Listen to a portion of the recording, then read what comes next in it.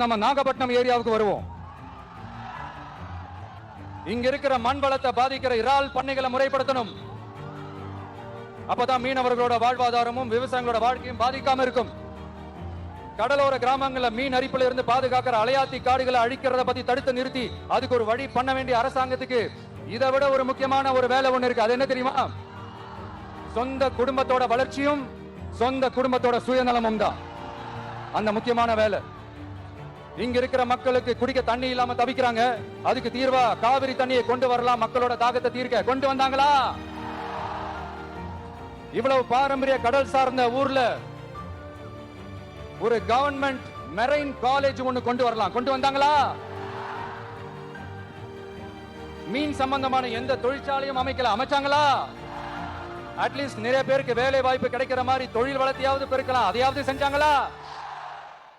ஆனா ஒவ்வொரு டைமும் வெளிநாட்டுக்கு டூர் போயிட்டு வரப்பெல்லாம் அத்தனை கோடி முதலீடு, இத்தனை கோடி முதலீடுன்னு சிஎம் அவர்கள் சிரிச்சுக்கிட்டே சொல்லுவாரு. சிஎம் சார், மனசை தொட்டு சொல்லுங்க, வெளிநாட்டு முதலீடா இல்ல வெளிநாட்டுல முதலீடா? ஒட்டுமொத்த தமிழ்நாட்டுக்கும் முதலீடா இல்ல உங்க குடும்பத்தோட முதலீடு வெளிநாட்டுக்கு போகுதா?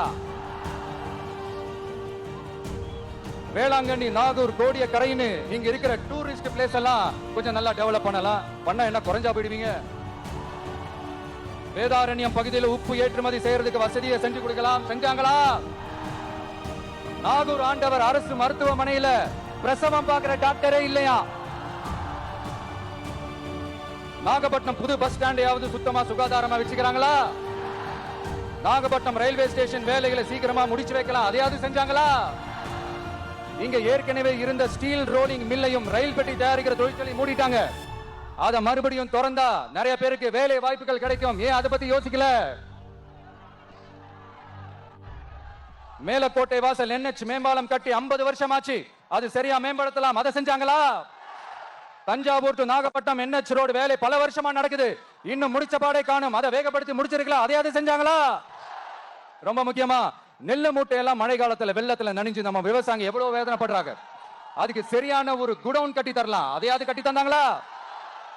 எலெக்ஷனுக்கு முன்னாடி திமுக காரங்க வந்து செய்வோம் செய்வோம் செய்வோம் செய்வோம்னு சொன்னாங்களே, செஞ்சாங்களா? இதெல்லாம் எதுவுமே செய்யாம எல்லாத்தையும் செஞ்ச மாதிரியே அதையும் பெரியமையா வேற சொல்லுவாங்க.